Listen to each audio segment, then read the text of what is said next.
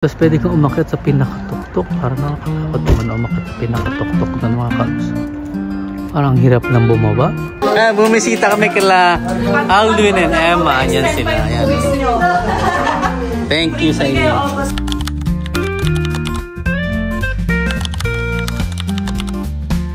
Hello mga kabs, kamusta? Dito na kami ngayon sa Drumheller. Kita nyo naman kung gaano siya kaganda. Yan, nakita, nakaka-amaze, diba? Bali doon na stair siya paakyat. Tapos pwede kang umakyat sa pinakatuktok. Parang nakakatakot naman umakyat sa pinakatuktok ng mga kabs. Parang hirap nang bumaba. Okay na ako dito sa bungad lang. Delikado. Para hindi ka na makababa. Pero may mga umakyat sa tuktok eh. Pero ako hindi na. Okay lang ako. Sakto lang. Ayaw, mahirap yung yung umakyat dun sa pinakatuktok. Yan, maganda. Ganda niya, promise. Nakakatawa. Kasi, biro mo nasa harap mo na siya, diba? Tapos yung mga yung mga bato na parang form na yata or pinorm lang. I'm not sure kung ano ang nag-form dito or what. Anyway, mamaya tour ko kayo sa taas.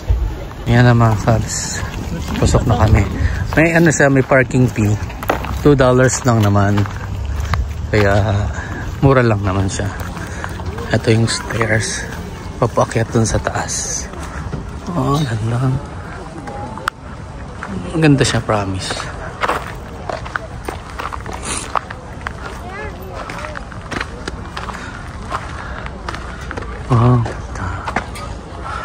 Tuk-tuk yung iba, no? Parang katakot naman dun sa paano ka bababa? No?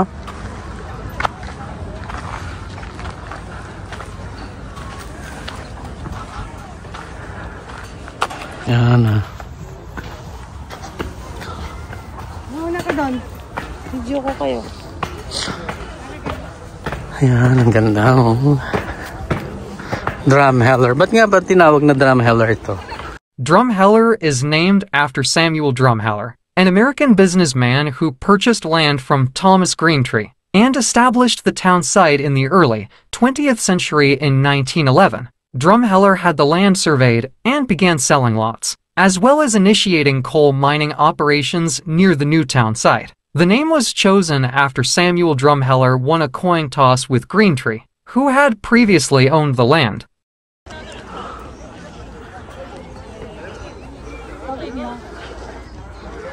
Nasa taas talaga yung iba. So scary naman. Pero siyempre exciting.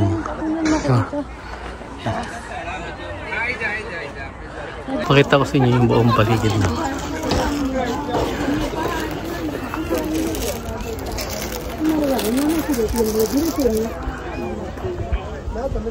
Yan yung buong paligid niya. Ang ganda na. Ayan mga kabs, nandito ako sa taas. Hindi na ako masyado umakyat dun sa taas, baka hindi na ako makababa. Mahirap naman. Andun si Pauling ko, ayun. Si Mami nandun sa baba. Kami din lang, yung pinakamadali lang na way, kasi pag umakyat ka dun sa taas, mahirap ka. Mahirap ka umuwi ba, nandun sa tuktok eh. Pero hindi na, okay na ako dito. Masaya na ako, nakita ko to in person. Parang canyon din. Si Mami sasamahan ko kasi walang kasama si Mami dun. Anyway, salamat. Mababa na kami. Mababa na kami. Kasi mahirap bumaba dun sa taas. Dito mas madaling bumaba dito eh. Kasi siya makipot. So mas madali.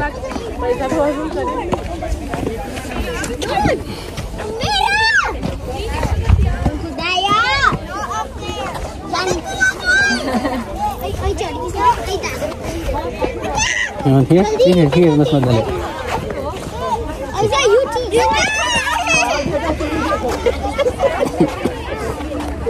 Picture kami ni Mami. Kahit sa bungad ko lang sa dadalhin. Where's Mami? Kunin mo na itong camera sa likod ko.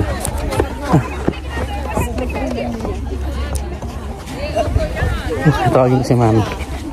I'm sorry. Yes. Si Mami naman. Sinamahan ko na si Mami maglakad. Yan. Ano, ikot-ikot ka lang doon.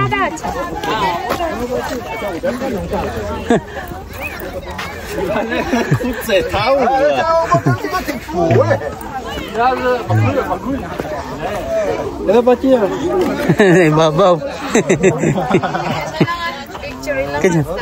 Tingin ka. Pilipinas po kayo. Ay, opo. Parang nakita ko na kayo. Balik bayan po kami. Galing kaming ano, Jamaica. Pwede po magpapicture kami. Yan, Mami, oh. Oh. Doon may ano daw, may ibang akyatan dyan. May nanay, umakyat ka doon. Naglag ka doon. Mga galitan ka nun. Ayun, oh. Ayun, sa mga gilid-gilid lang. May cave pa rin pala. Hiniga ako. Madumi yan, Mami. Yan na. Hiniga ako. Ayan, dyan ka lang. Oh. Akyat ka lang din banda. Mami, madumi yan. Yan, okay na. Right. Sige. That's okay. Ito kami ngayon sa Co-op Drumheller. Meron pala dito. Nakakatuwa naman. Kompleto pa. Ay! Ilan tayo? Doon tayo ano? Ah, Sa McDonald's lang muna tayo? Dito? Tapos kain na lang natin. Doon sa World's Largest Diner. Oo. Sa ano tayo? Take out tayo sa McDo? Okay. Tapos punta tayo doon sa ano kuya, sa pinakamalaking T-Rex. T-Rex? Tapos pa-picture lang, gawa na. Oh, sige. Oo. Oo, baka. this type inside. Ayan, no, 48 ako. Nag-let lang mamaya. Sa McDo, umorder kami. Ano number mo na? 10:21. 10:21 in progress. Mamili kami na ano, burger lang for takeout. Tapos kainin na namin sa biyahe. Magpapapicture daw kami sa anak yun? Ang dinosaur daw. Sa ano sila? Nagpagas pa sila. Oh, ayan oh. Kita nyo ba yan? Pinakamalaking dinosaur. Super laki talaga. In real life kaya may ganyan. Siguro wala naman. Doon meron yung mga maliliit. Pero ito lang yung pinaka ano eh. Pinaka highlights ng ano ng punta mo dito. Yung malaking T-Rex. Super laki. May babayaran naman $2. I think $2 uli yung ano, yung fee. Kaya ayun, ano na lang kami. Babayad. Tayo ko lang sila mami. Mabayad muna ako mga kaps. Dito na kami sa ano, Cross Iron Mall, Alberta, Canada. Canada. Parang si Inags doon. Cross Iron Mall. Panood ko lang to kay ano eh. Kay ano ba to? Kay Emma. Saka kay Alvin.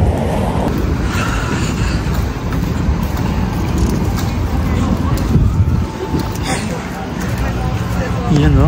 Cross Iron Mall. So. Ang totoo. Diba? Andito na kami. Sabi, mami, umuulan. Parang Bonfils lang. Kung sa mga tao na nakapunta na sa Von Mills sa Ontario, Toronto, same lang din.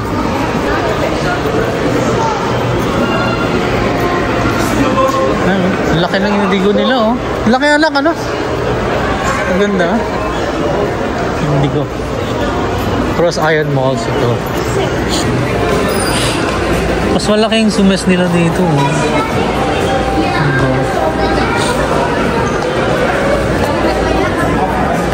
JD Sports. Pero halos pareho lang din.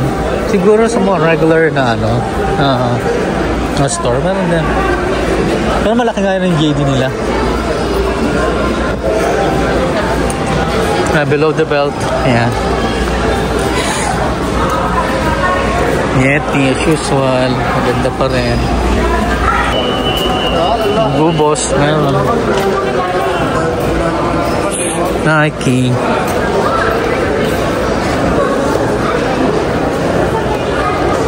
Baka sa dulo, mami. Nike store. At Tommy naman kami kasi ito talaga yung pinunta namin dito. Tommy. Laki ah. Wow, laki yan. Saya.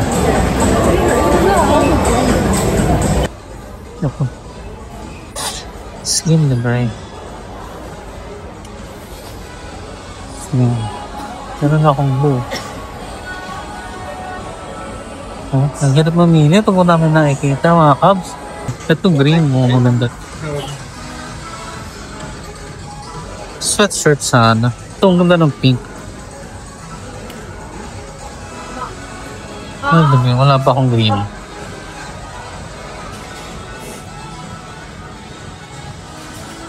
Ganda. Ito ang ganda ng puti. 50% off. Hindi ako makapamili mga Cubs. Ang dami kasi. Na-overwhelm na naman yung mata ko. Ito maganda white. I like the white one. Ito white. Maganda na.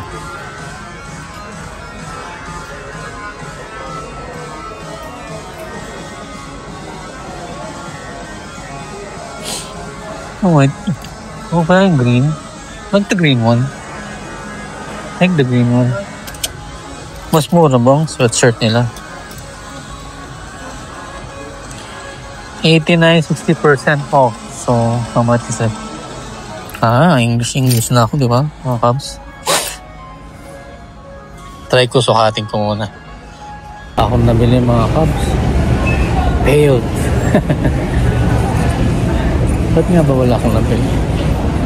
Kasi di daw maganda yung napili ko. Ito mga guys, may True Religion meaning.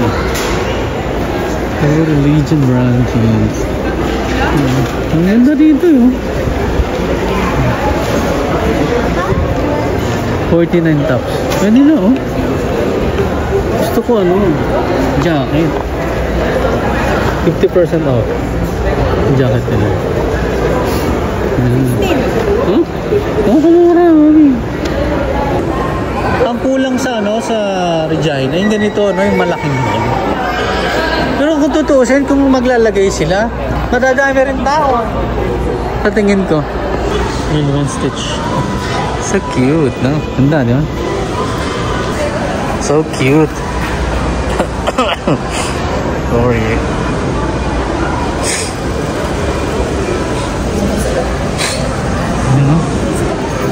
May tingnan sila ng labubu.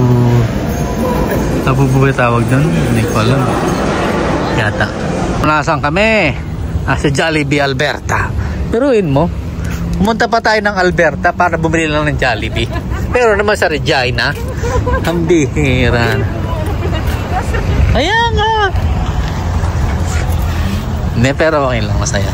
May bata pala Si Zion, yung anak. Yan. Kami kala Emma sa kala Halloween. Thank you din. Yun, thank you. Nahiya ako. Pauwi na kami. Bumisita kami kala Alwin and Emma. Ayan sila. Ayan. Thank you sa inyo. Yes. May kwarto na nga 1 week. naman. Thank you. Malay mo, lumipat na sila Calgary. Toronto, Kipling, sa Calgary. Mayaman! Sasaluhin na Yan, ang saya, di ba? Kami dito sa Calgary. Nakakatawa kasi nakita namin sila. Ang saya, masaya sila. Thank you! Thank you! Thanks! Yan, thank you. Thank you din sa inyo. Ay, dito na kami mga Cubs sa Airbnb namin. Ayan. Hanap pa kaming hanapin eh. Dito lang pala siya. Ayan, ayan siya. Ayan, kararating lang din nila Marvin. Ayan, dito sila magpapark sa isang masok ng bahay. Wala pa naman nakatira. Okay lang, iba nakain na. Yan. Ito yung amin 50. Siguro puro Airbnb to yung mga bahay dito kaya ganon. Anyway, maghahakot na kami ng gamit dito sila mami. Anong oras na rin kasi. Sige, mamaya. Mamaya na lang siguro sa loob. Hello mga kaps, dito na kami sa Airbnb. Ito yung washroom namin. Washroom mo unang tinignan na. My first pass, ho. Ito yung laundry. Ito yung fridge. Yan, okay naman. Ito yung kitchen, pwede magluto. May TV. May coffee. Yan, ito yung kalakristal. Sa taas yung iba. Tapos ito yung room namin. Mami, hindi pa ako umiinom ng gamot. Yan. Yung room namin. Dito rin si Baduts bukas. Yan. Mamaya na lang ulit. Guys, muna kami. Pagod na kami. Okay.